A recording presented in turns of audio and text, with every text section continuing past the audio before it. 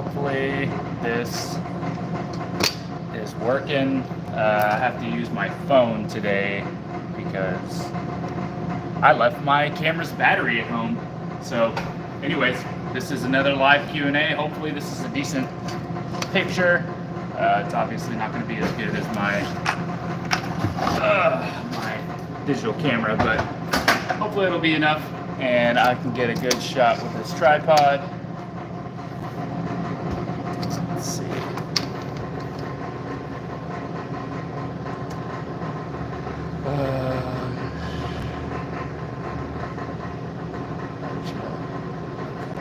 Let's make sure that's working. And yeah, we'll go ahead and get rolling. I'm just set up here. I'll be doing some catch up on some 6-packs. So hopefully we will have a nice smooth can today. I actually have a few things to talk about, so hopefully it'll be a little bit more engaging than previous ones. Hello, happy Saturday. Oh yeah, I'm gonna have to pull this thing closer if I'm going to read these. And feel free to let me know if y'all want me to adjust the camera if you actually want to see the canning process again. If not, you can just look at my beautiful face. So yeah, I got the brewery pale lager. It's going to be the first one. As always, I just start from the right, work my way left. I've got a little notepad that I've written a couple things on, so I can give updates as needed. But first of all, happy Saturday. Hope everybody's day is going well.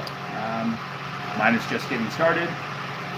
Got a fresh cup of coffee. I got my beer. I got the canning system.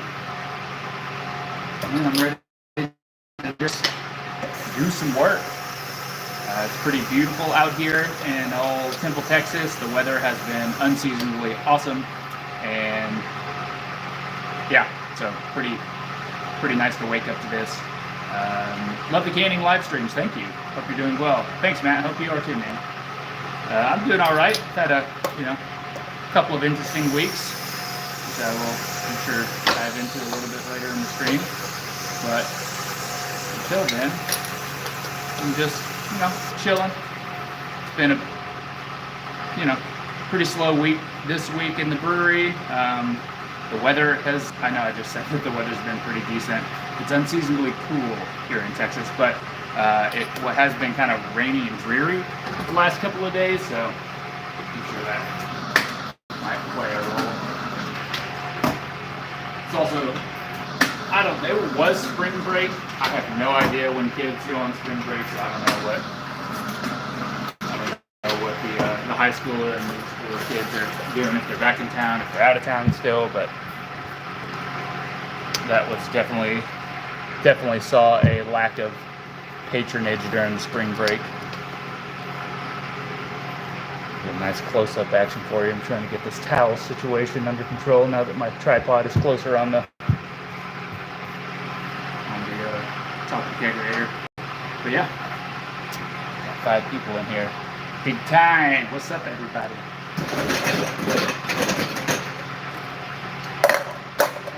Some brewery stuff.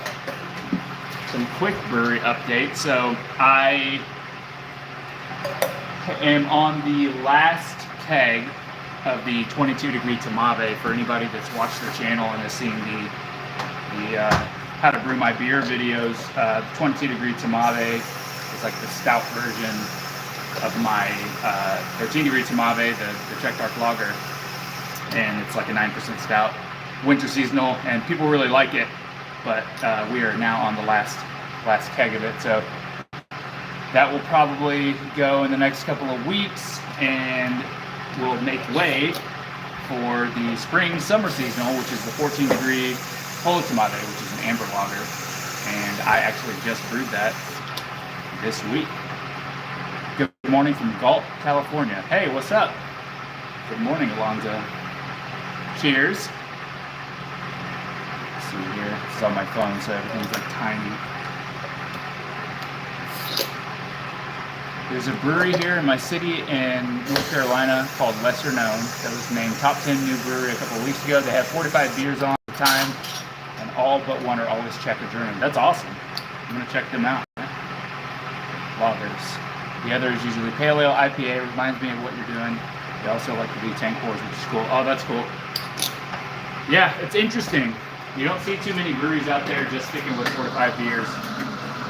It's a little bit of a challenge. Doesn't provide a ton of selection for the masses, but it definitely paints you into a corner and makes you focus on very specific things, and then you get known for very specific things. So I personally like it. They also, or no, I agree with that. Do you use dry bricks or do you get liquid yeast? I use liquid yeast. So I initially started with Y yeast. So for those that have used the homebrew snack packs, Y yeast, they're a great yeast company. I use the 2278, I believe, Czech lager strain. It's like the Pilsner Urquell strain.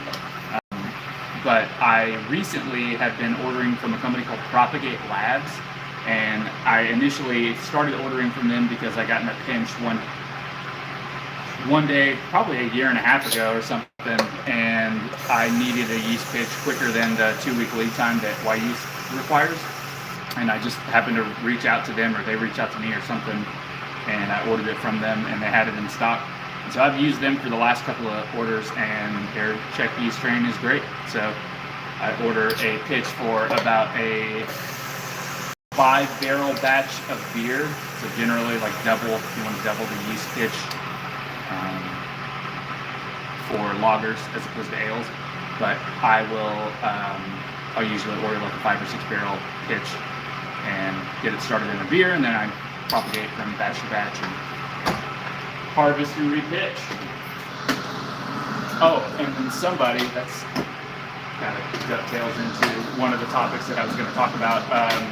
I had somebody ask me, I don't know if it was on the last stream or somebody commented about the last stream asking about my lagering process, my fermentation process. So I figured I would dive into that and give a quick overview. I know I've talked about it in some of my videos, but I am happy to reiterate and let you know. As a home brewer, yeast harvesting is intimidating. It's something I want to try though. It can be intimidating, but as long as you have like good sanitation practices, I actually really enjoyed harvesting yeast on a homebrew scale, because one really simple way is that you can brew if you want to brew a bigger beer, something like above 7%, or a stout or something like that, brew like a 4% starter beer, and then rack off of that, and then just immediately knock out onto that full cake of yeast. It makes for like a really, really healthy pitch of yeast, and you don't have to move it around. But I would take the slurry out of my carboy and put it into mason jars and wash it. So basically you can take distilled water, I think, and add it in there, let it settle, pour off the top, and it really cleans and separates the nice healthy yeast from all the trubs. And then you can push that. You can have mason jars in your fridge and have those kind of portioned out for multiple batches, and you can pitch it into a batch. Makes it much, much simpler, and you get to have fresh yeast and not have to spend whatever it is, $8-9 for a pack of yeast at the homebrew store. But into the fermentation process. So, like I mentioned, somebody asked me about this, and it's one of the questions I get a lot from homebrewers is what temperature are you fermenting at, and kind of what is the steps of the process, the timeline of the fermentation. So the yeast that I use is a Czech lager yeast, like I said, 2278 or equivalent yeast, Czech lager strain, and I knock out at 50 degrees. So I will pitch yeast ideally at 50 degrees, and then fermentation will start probably 12 to 18 hours after that. And then Once fermentation gets rolling, I don't take samples every single day. One, I'm not up here every single day, but two, it's just not necessary once you have like a large amount of historical data on how this yeast performs. So this yeast strain at 50 degrees will tend to drop about a degree Plato per day, maybe 1.5 degrees Plato per day. So I'll take oops, that keg just blew, so I'm gonna have to change that in a minute. But so I'll take a sample every 2 to 3 days.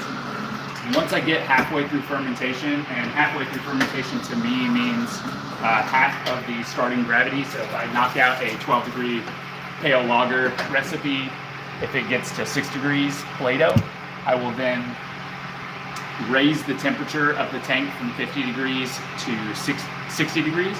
And this is for the end of fermentation. It allows the yeast to kind of stay active, warms up, it gives it a little bit more, I don't know, just more energy and vibrance, and allows it to finish out effectively. And this also aids in diacetyl reduction. So once the yeast completes fermentation, and completed fermentation is usually when the beer ends up around where you expect it to end up around, depending on the yeast strain that you're using and what the assumed attenuation is. And then you have the same gravity reading multiple days in a row. So for the 12 degree pale lager, I think it finishes at like 10-14, or basically around 3.2, 3.4, or maybe around 3.2 to 3 degrees Plato. Take that reading multiple days in a row, and then I will perform a diacetyl test. So I'll take the sample off and do a forced diacetyl test where I heat it up to about 140 degrees for at least 15 minutes, and then I will cool it back down and do a sensory on it to see if there's any diacetyl in the beer or any diacetyl precursor in the beer. And if there is, then I'll let it go for another day or two.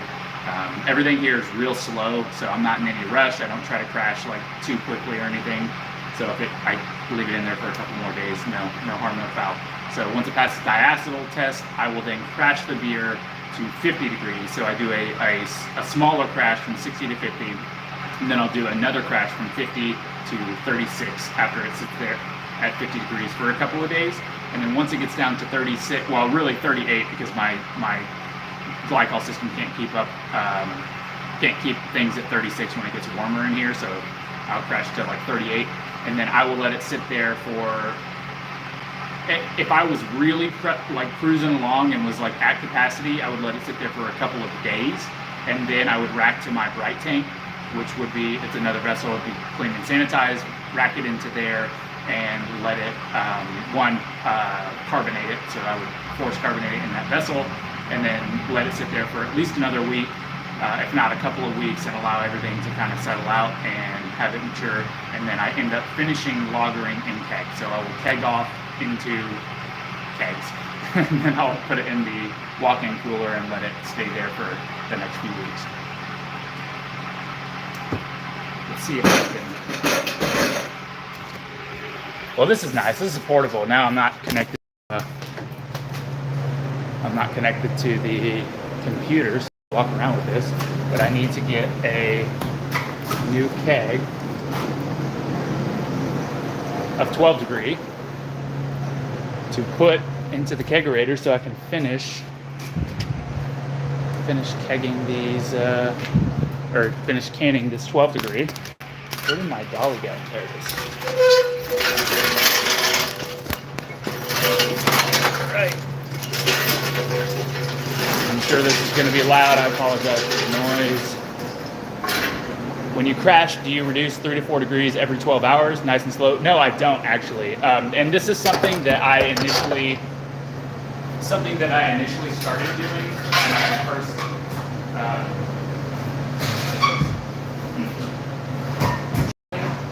these recipes, but experience of brewing on a professional system.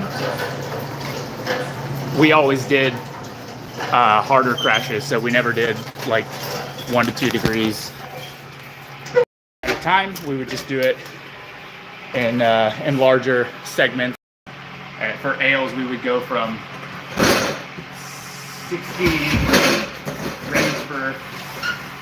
we would raise for a diacetyl rest, and then we would crash from 75 down to 50 for 2 days, and then from 50 to 36 for the rest of the conditioning phase. I have not found it to be detrimental or any like positive or negative, to be honest. It's just kind of like from a production standpoint, the beers are already going to be in tanks for so long, and I'm not up here every day, that crashing 1 to 2 degrees per day is not like super feasible. But if I had a digital remote controller for my temperature controllers on the tanks, I probably would. I'd probably knock them down a couple of degrees a day. Woo! Moving kegs. One of the joys of brewing. Oh man, I always get winded after that. If you've never moved kegs, it is fun. They're about 165 pounds.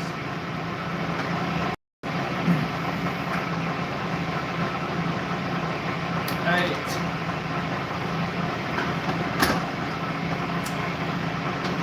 And again, welcome to everybody that's jumping on here. Don't have any feedback too about the live. I mentioned it a couple times, but I'm on my phone right now. I left my battery for my digital camera at home. But this is like vertical format.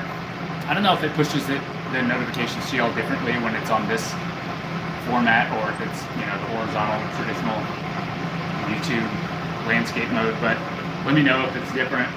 I don't generally get notifications for lives on YouTube, so I'm not really familiar with it, but we have to head out to work. Always a pleasure. All right, Alonzo, good luck. Have a good day at work.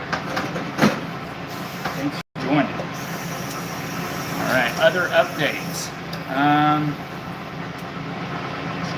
I'm working on a new video. I'm brewing a beer, home brewing a beer for the first time in probably 13 years. A batch of lager with just equipment that I have around my house. So it's kind of an interesting thing. It's actually really like challenging, and I think it'll make an interesting video. So that'll come out in the next week or two, or at least one part will come out in the next week or two, and follow up when the beer is actually ready. But that was a fun process, so stay tuned for that. Keep a lookout for that video to drop. Other things, I put out a video this week about kind of being not super active on the YouTube channel for the last couple of weeks. So apologies to any folks that watch the channel regularly, but went to Vegas and came back and got sick with allergies. Was just like completely worn out for multiple days. Had a pop up during South by Southwest in Austin. That went pretty well. I showed some clips of that in the video. And then had a good buddy in the beer industry pass away. That was pretty unfortunate. So it's been a whirl of emotions.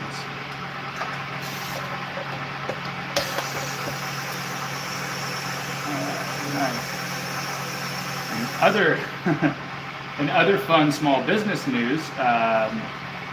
Yesterday I received my first 1-star review, which is never fun, and I was pretty disappointed with it. But I had somebody come in with a dog. We don't allow dogs inside, and so I met him at the door and was just like, "Hey, sorry, we don't allow dogs inside. You're welcome to sit outside." And they walked away and sat in the car for a while, and she left a review saying that we don't allow service animals in the brewery, and that is not, she did not ask me that, and she left a 1-star review, and that was a bummer. But that's kind of part of the pleasures of owning a small business, and people have opinions, and that's cool. It's just disappointing whenever it has nothing to do with the service or the product that you offer, so it kind of, I don't know, devalues all the reviews. And the funny thing about that is that the only negative comments, the only negative reviews I've had on social media or any platform really has been 2 people that have talked about not allowing dogs here, which I thought was funny. The first one was actually, they left a review and they were upset because they had, they brought like 4 dogs. It was like, hey, y'all can sit outside. And it was a beautiful day, so it wasn't like they're sitting out in the rain. And they left a Facebook post saying something about it, but then they edited the post and followed up and said, by the way, the beer was great. My husband loved the beer. So at least that was a nugget of positivity, but you never know what you're going to get. I did mention earlier in the stream that I brewed the 14-degree Pola Tomave, so that is the Czech amber lager. I don't think that I posted a video about that recipe. Maybe, yeah, I don't think I had. So anyways, I'll try to get a recipe, a homebrew version of that recipe made up and put it on the website. For those that don't know, I post all the beer recipes on my website in PDF form, so if you want to brew them on a 5-gallon scale, they're up there. And then I have corresponding YouTube videos that kind of detail the process and how I approach developing the recipe. But anyways, the 14-degree Pola Tomave is a Czech amber lager. It is brewed with Pilsner malt, a little bit of Munich malt, some Cara Munich malt, and then like a very small touch of the Carafa Special 2 that I use in my dark lager just for that kind of red hue. But it's a cool beer. It comes out in May for my anniversary party, so if anybody is going to be around Temple, Texas in May, I will be having my 3rd anniversary party with that beer release, and we'll have some cool swag, probably get a new shirt design printed up, and some 6-packs for sale. But polka band, maybe get Jody's band to play again. Have food truck, should be a good time, good little party. Do you even bother responding to those reviews? Yes, I do. The one that happened yesterday was particularly tough because I felt like I was pissed. It was very it was very annoying that it wasn't based on any product or service, and I just knew the second that the interaction happened that person was going to leave a review. Sometimes you just get a feeling. So I kind of like stewed on it. Somebody's trying to call me right now.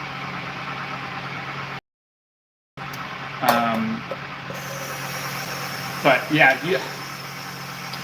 your initial reaction is like you want to win the battle, you want to win the argument. Like, let me tell them what really happened. Let me tell them like it is and how this review is dumb. But ideally, you just have to take the high road. So I did apologize and said I was sorry for that interaction, but I also felt obligated to clarify that they did not ask me about the about service animals. So anyways, it's best practice to respond to everything, and I mean, especially like positive reviews, I respond to every one of those. But yeah, the negative ones just kind of hurt your feelings. You get a little butthurt about it, but that's how the world is. People have opinions, it's fine. But that's kind of why Yelp was such a dumpster fire forever, and why, I mean, I don't use Yelp anymore. I don't know if y'all use Yelp. I think a lot of people still do, but I think that platform is kind of dying because it's just, keyboard warriors jumping on there, wanting to be food critics or beer critics or whatever critics, and just, I just feel like anytime you go online and your goal is to like hurt a small business, or not even a small business, just a business in general, if your goal is to just like be malicious and not talk to the ownership or the management of the business, I just feel like that's kind of a shitty thing to do. But that's just my opinion, man. We all got them.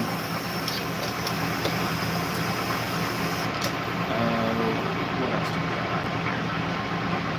I think that was most of the topics that I meant to cover. Yeah, just sloggering out, brewing beer, trying to make this thing work. I've had some spirited conversations about the business with some customers. So as you all watch these videos, you can tell that I'm pretty open about the the business and the status of everything, when things are good and when things are not so good. But so I've had a couple of customers where I've had lengthy discussions about opportunities and what I could be doing to get more business in here. So one of the things that I look forward to doing, and I've talked about this for months, but I want to host some chicken chip bingo. So if anybody has ever participated in chicken chip bingo, you know how much fun it is. But for those that are not familiar with chicken chip bingo, it's basically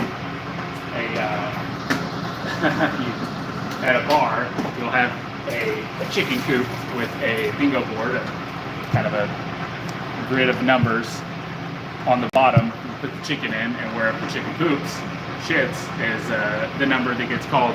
So it's technically a sweepstakes, and so it's not gambling because the house doesn't take any money. So if you take 100 tickets for $2 a piece, you have to pay out $200. But it's really fun and engaging, and it's like a great beer drinking activity. So I love that. There's a bar in Austin called Little Longhorn Saloon that's been doing it for years, and they just get packed out on Sundays, and it's just like a really fun time. So definitely something that I'm interested in doing here. It just takes a little planning, and I have to build out that working group. Customers always can help things feel worth it. Yeah, for sure, John. That is one of the things like that I've appreciated the most is just regulars and customers that really appreciate what I'm doing here, and it kind of makes all the bad times worth it when you're like, well, you know, there's some people that really like what I'm doing and want to see me succeed. So I definitely am not I'm not blind to the fact that I've got a ton of support from people that like these beers and like Tangletoe Brewing. So shout out to all the customers. Thank you.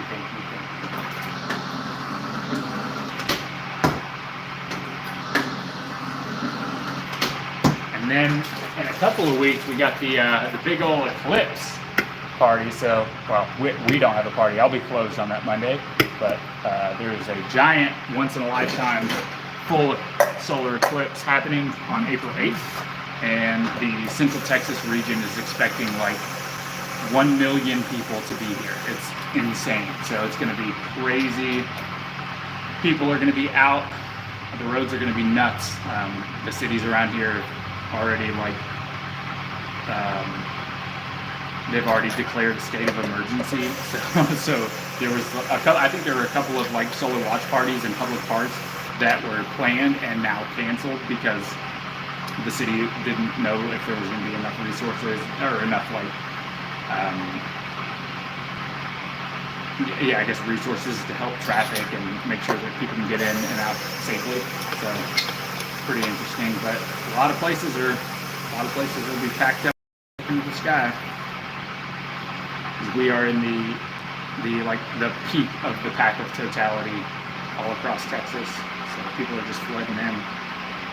I myself will just be in the backyard, probably drinking beer, and I will look at the sun as well.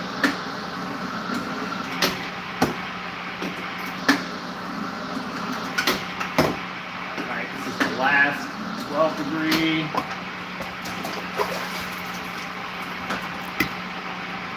Now, let's get on to some labels,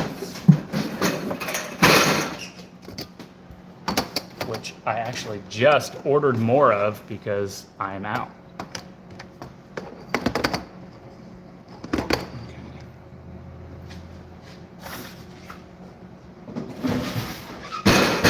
And I know I've mentioned it before, but the costs of canning are quite high, and that is every time I have to reorder labels, it kind of like it's just like a kick in the nuts because I have to restock, and if you're going to restock, you might as well get quite a bit of them, and it's like $500 just to get new labels.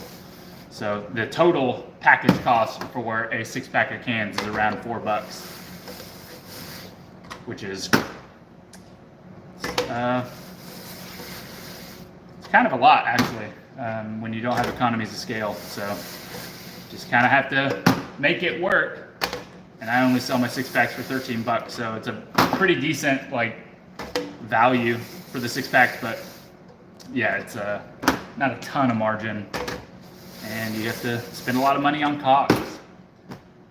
Do you plan on interviewing more people that plan on opening breweries? Those videos are always entertaining. Yeah, I'm into it. I have not had anybody else reach out to me recently. The last interview I did was probably a month ago or something like that. Maybe I interviewed him 2 months ago, and then I posted it a month ago, but I haven't had anybody reach out since. I do have a good buddy in the industry that currently owns a brewery that I'm looking at doing an interview for as well. And I always love talking shop with people, so I'm thinking about setting up just kind of a general interview with some other folks in the industry and getting some other perspectives from people that are either A, kind of, going through it and seeing all the challenges in the industry, or B, which would honestly be preferred, some breweries that are actually doing good. I feel like that's one of the things that is kind of missing out there in the ether, is that there's a lot of information about, or a lot of interviews and content about breweries that are just kind of like dealing with issues, but not a ton of interviews about breweries that are killing it. And there's some out there. It's just, probably less common. But I think that'd be good to show that side of it as well, because nobody wants to be a Debbie Downer all the time. And I would like to know how they do it, because I want to learn too. I want to be a good business owner too. One of my buddies I have some buddies in the Austin beer scene that own Austin Beer Works, and they just opened a second location out on the east side of Austin, and it's beautiful. They have this like giant multi-acre property, and they just built this awesome disc golf course out there, which I play disc golf, and so I go out there quite a bit. But they seem to be doing pretty well, but they're, after, I've had conversations with them, and they're definitely prioritizing the on-site experience. They're a pretty heavy production brewery, so they do a lot of distribution, but distribution is kind of very challenging and lower margin. So most breweries are, I wouldn't say pivoting for them, but definitely like prioritizing more of a on-site experience. So they have this giant, beautiful property that they got a really great location for. God, this labeler, I need to get a new labeler. If anybody has any recommendations on a labeler, feel free to drop them in the comments. Preferably something that is not $1,000.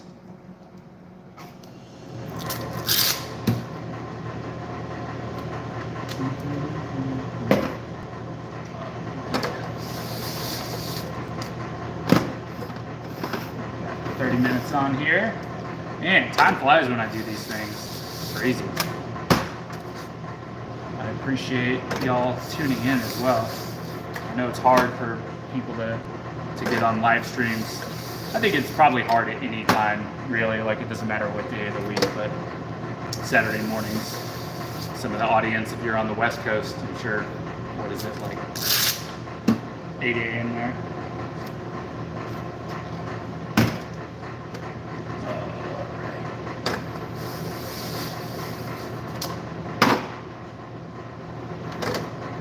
Anything else going on?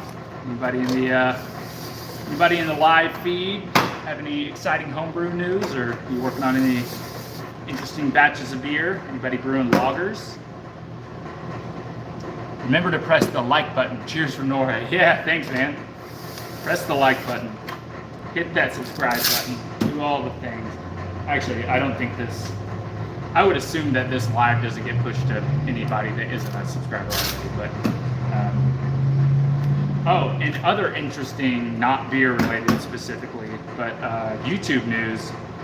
I watch a lot of content, or rather I listen to a lot of content while I'm working.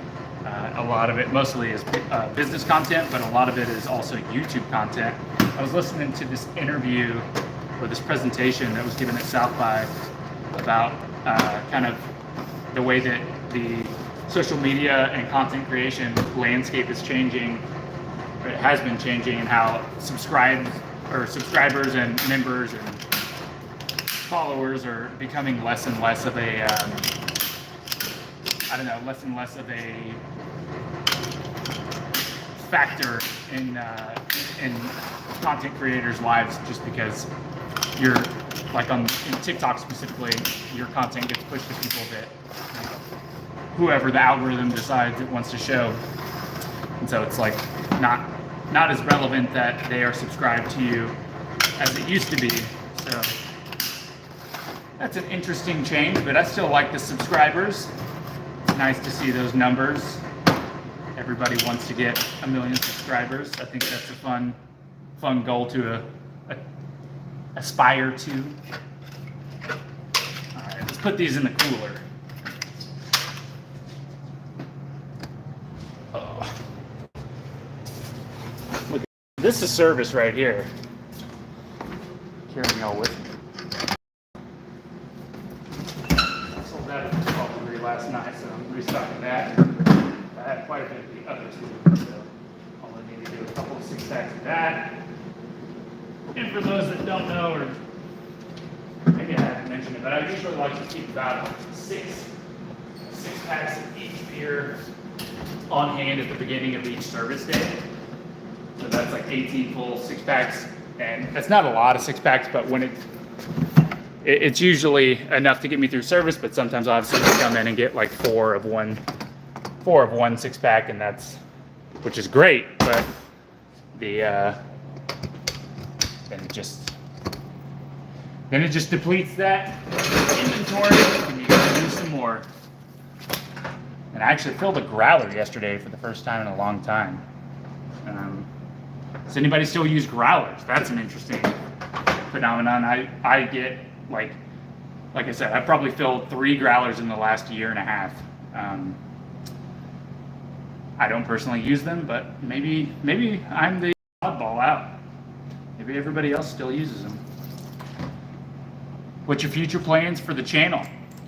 Or is it going to be status quo for the foreseeable future? No, I would like to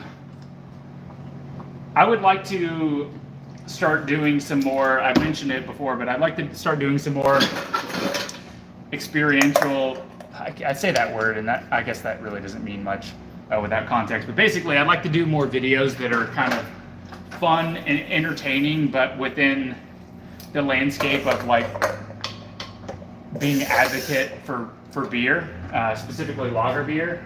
And one of the videos that I am really interested in making is a video or a series of videos that is the best beer experiences in the country. Probably start with like my city or the state, but finding unique beer experiences that are like just exceptional. So one of them that immediately came to mind when I thought about this topic was McSorley's in Manhattan. So you walk in, they have 2 types of beer. It's the oldest bar in Manhattan. It's an old Irish pub, packed to the gills, old bar from the 50s, and they have 2 beers. They have a light and a dark, and you walk in and they give you 2 beers at a time, and you pay cash, and it's just like everything about it is just super, super unique and awesome. And that's one of the beer experiences that I just have fallen in love with.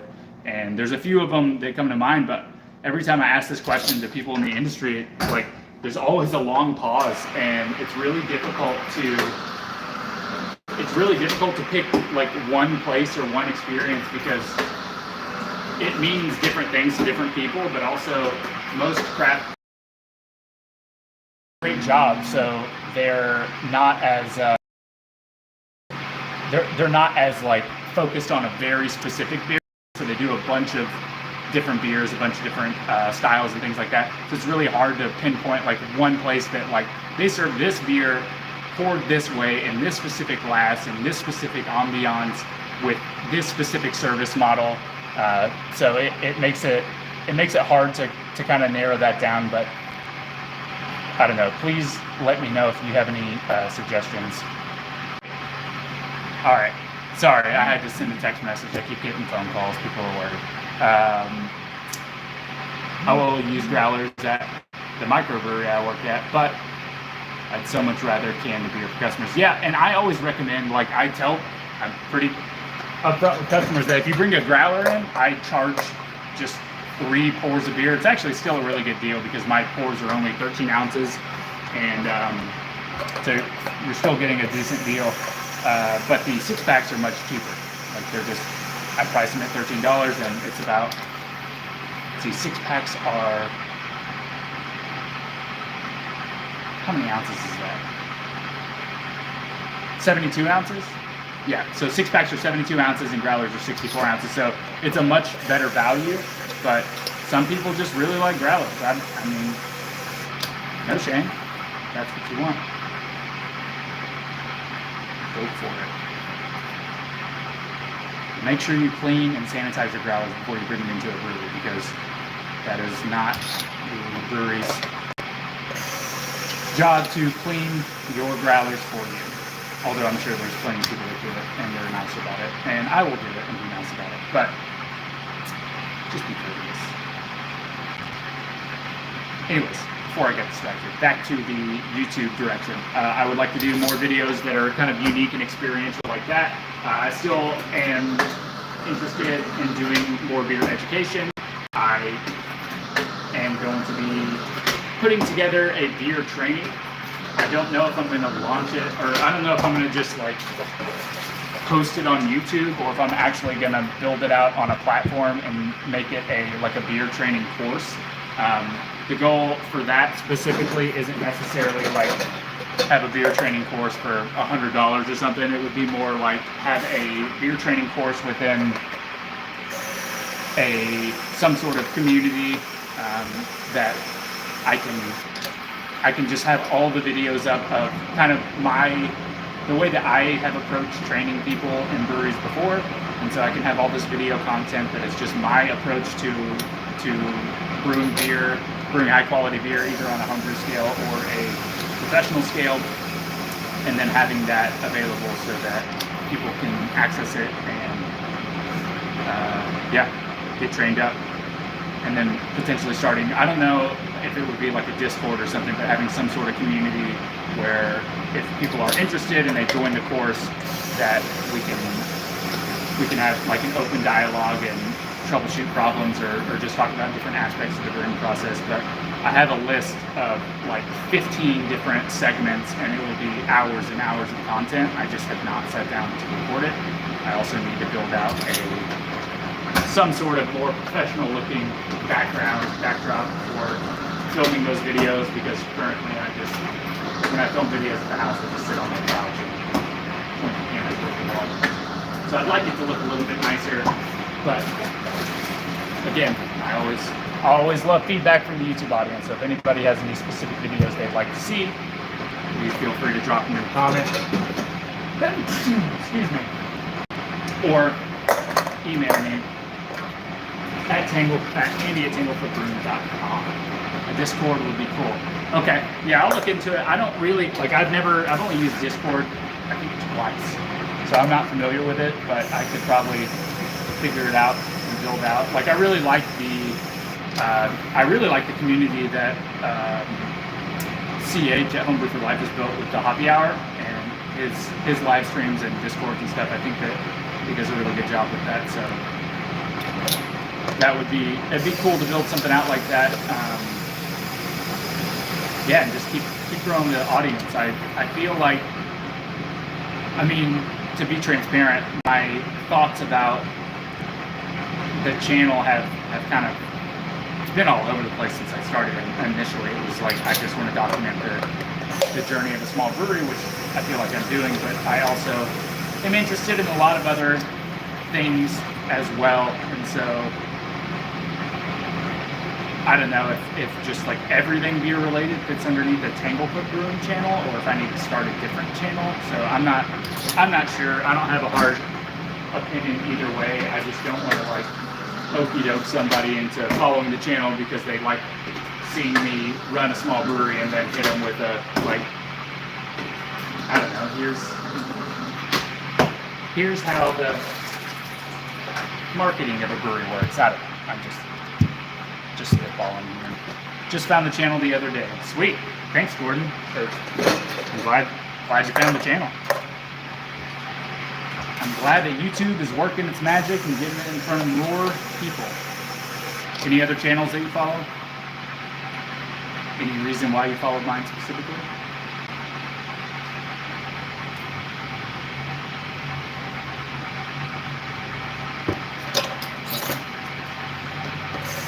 I'm canning a 10-degree pale ale now. Replanting my 6 acres of orchard to cider apples after too many years of shitty crops of cherries. Where do you live? Apples and cherries. Are you up in the north?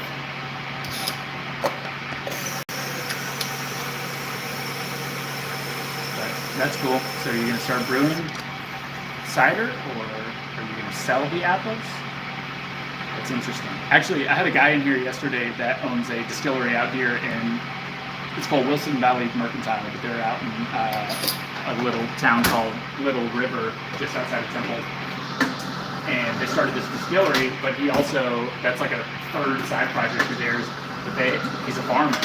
And so he farms a bunch of grains, corn, wheat. He said he's done some barley and stuff, but he does a bunch of grains and some unique stuff. But yeah, so he's using those grains to make the whiskey. So it's like a full turnkey, like from grain to glass distillery. So that's pretty neat. I really like that idea. It's just a ton of work. And he was saying, he's like, he started the distillery because he wanted to find a way to make sell corn for a higher price, which if you turn it into liquor, that's a good way to do it. Doing my first bourbon barrel porter. Recommend Joyce soap. Wood chips in second.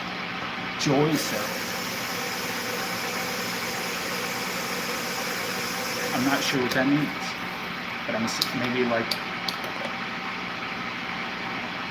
bourbon soaked or oak. But good luck on that. I've done several bourbon barrel aged porters and stouts, and I really like them. But hot tip, I think I did this on like my first live stream. I talked about my experience with doing barrel aged beers. But one of the biggest tips that I ever got with barrel aging beer is that build a beer that is not a beer that you want to drink going into the barrel. Not necessarily a beer you don't want to drink, but like, don't build a beer that is perfect, quote unquote, the way you want it, and then put it into a barrel.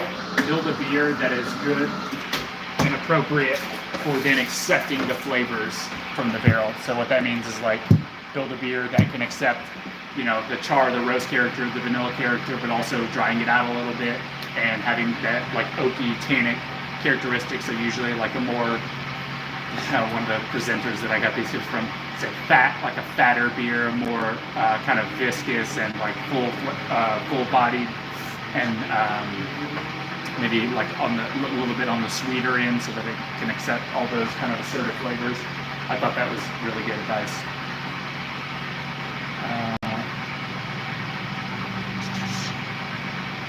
Recommended soaking chips and bourbon to secondary transfer to serving keg.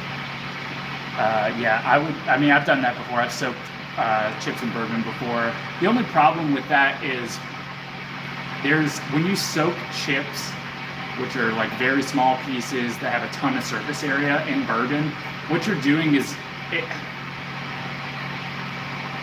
I don't want to burst anybody's bubble, but basically you could just add a little bit of bourbon because like you're just soaking it into the chip, and then it's just going to leach out of the chip. And then if you wanted the kind of the oak flavor, you'll get it from the chips, and if you want the bourbon flavor, you'll get it from the bourbon. But a lot of the barrel aging process is less about the actual whiskey that's in the barrel. I know a lot of people think it is, but it's more about the char characteristic and the oak characteristic, but also just the oxidation that the micro-oxidation that comes from the porousness of the wood in the barrel. And so beer will kind of seep into the staves and then come out, and it'll transform the beer. And usually it takes a long time for it to be effective. But if you just want like oak and bourbon character, I think that's a great way to go. Just keep it simple, nothing too crazy. You'll probably have enough cider apples to sell some and use them. Cool. So do you have, I mean, is this for like personal use, or are you interested in starting a cidery? Sounds like you're just farming, and then maybe you'll homebrew some cider stuff. But that's interesting. I applaud that. That sounds like a lot of work, but it's kind of cool to see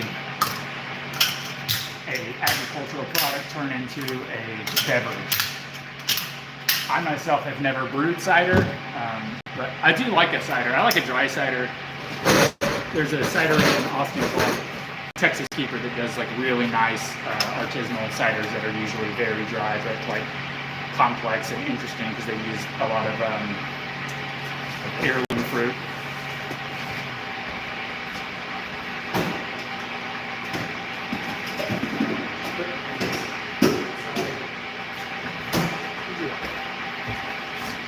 All right, a couple more 6-packs of the 13. And we should be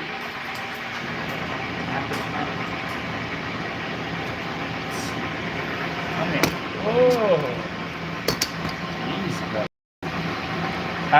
Good catch, dear. I don't have labels for the 10. I ran out last week. Maybe it was the week before, but I put a label order in, but they won't be here until next week. So, unfortunately, those are going to be naked. But they're kind of cool looking too because they're just blank, and so people don't know what you're drinking. It's kind of a secret.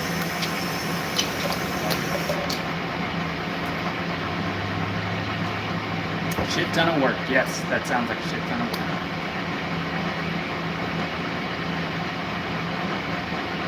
We don't have cherry. Well, I don't think we have cherries down here in Texas, but we do have a lot of stone fruit. So a lot of peaches and a lot, I guess, cherry stone fruit. I guess.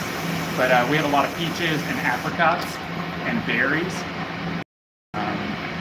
So like one of my fondest memories as a child was like walking in the backyard of one of my great grandmother's houses, and she had a peach tree, and just picking off a fresh, ripe peach was just like the best. So nice. And I've used a lot of peaches in brewing too. We did a beer at Black Star for a few years in a row called Wish You Were Queer. That was it was a base beer, pretty simple base beer that was then re-fermented with 300 pounds of peaches and a touch of passion fruit puree. And it was like one of the most interesting beers that we brewed because it was all fruit juice. Just such a nice, like, rounded fruit character, but it took a ton of work. So we would get the 300 pounds of peaches, came in like 20 boxes, and we would let them overripe. So I'd wrap them in garbage bags, and they would overripen to where they'd just be mushy. They wouldn't be spoiled, but they'd be just like really soft. So it allowed you to like de-pit them effectively, because when you're pitting 300 pounds of peaches, it takes like 6 hours or something like that. So we'd take them, we'd pit them, and then we'd take an immersion blender and blend them all up, and then we would put that into fermentation. And it was such a nice beer. I really, really enjoyed that. And I think I mentioned it in some video recently, but it's one of the aspects that I do miss. Like, I did all the experimentation, got all that stuff out of my system, used all the hops and yeast and techniques and stuff, sour beers, but I really miss working with fruit. I really like the process of taking raw fruit and then fermenting it. We'll be honest, I'm right in wine country here. All the rules in the community cater to wineries. I'm kind of playing between the lines to get their benefits. Okay, that is definitely a wine. This should be good. How's it going? Brewing your 10-degree recipe now and drinking the last Tangle Cook beer I brought home. Dope. I'm the one who visited from New York a few weeks ago. What's up, Robert? That's awesome, man. Mashing, doing the decoction blow-home house. Sweet. I love it. That's so cool. I hope it turns out for you. 10 degree is a nice, refreshing beer. Heard the weather up there is pretty cold and snowy. I don't know if that was just TikTok feeding me random shit, but hopefully it warms up. We'll have a bed and breakfast on the property and camping sites. That sounds awesome. That sounds cool. I have another customer who's opening a cidery in Waco. He got a little shed on his property. I think it's a little shed on his property, licensed to be the cidery. He's going to be making like 1 barrel batches of cider, but doing it real slow and easy. And he's got a full-time job, but it sounds like a pretty cool experience. So he'll just have the beer out there. I'm not positive if he's going to turn it into like a tasting room, but either way, I love the idea of get your feet wet, start one of these little breweries or cideries on the cheap. Super simple. You can do it. If you can license your property at your house, that's like even better. Getting an end of winter storm. Some areas are getting 1 foot of snow. Others are getting a bunch of ice. Okay, well, that's much different than here, but I hope that passes and we get some beautiful sunny weather to hopefully drink that lager in. Jody, hi, what's up? Sorry I didn't text. I was doing this. Homebrewer up in Albany, New York. Just bottled barley wine to aging a 10-gallon rye whiskey barrel. Love following your channel, especially your brew days. Thanks, man. Appreciate it. And also, that barley wine sounds great. I love rye whiskey. We used a rye whiskey barrel once at the other brewery I ran, and I think we put a porter in there, and it just had such nice kind of spicy characteristic. Really balanced, or really paired well with like the chocolate and coffee flavors from the malt. Albany, he's up in Clifton Park. Y'all gonna meet up and brew. Cutie patootie. Thanks, Jared. Always gotta get somebody on here to call me a cutie patootie. Let's see.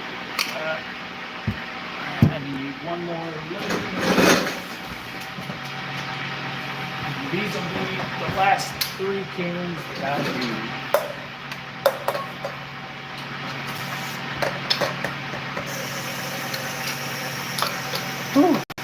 All right, well, we've gone 57 minutes. I'll wrap up these 3 cans and we'll get them labeled and then should call it a day. But these are fun. I enjoy these. I'll be continuing to do them probably every other week or something like that. And again, I might play around with doing a midweek one as well while I'm down at the house. So might pop up at like a 6 p.m. time slot. Missed the start of the stream, but perfect ending time. I've got 2 minutes until match out. Joe.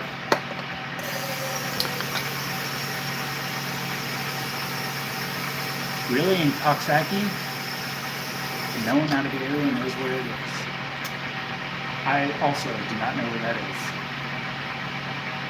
But I'm sure you didn't know where Temple, Texas was until you started following the channel.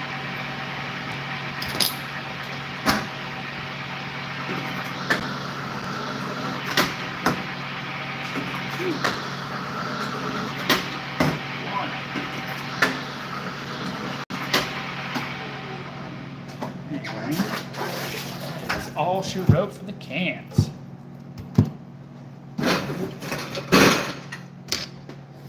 Alright, let's see if we can get this 13-degree label to work. I don't know why, but this particular roll of 13-degree labels has given me so much trouble. But you know what? It's only 12 cans, so I'm just going to do them by hand. That way I don't have to mess with the setup on this guy.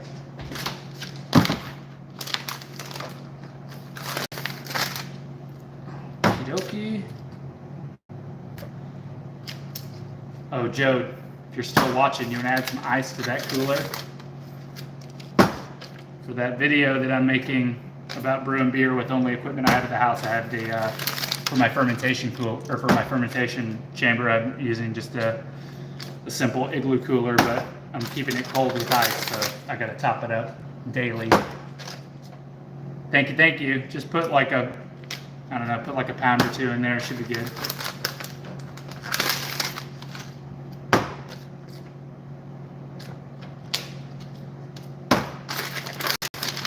All right. As we near the end of the stream, I just want to say thank you. Thank you for everybody that jumped on here. This is always a pleasure. I'm always happy to set the camera up and talk to myself and other people while I'm getting work done.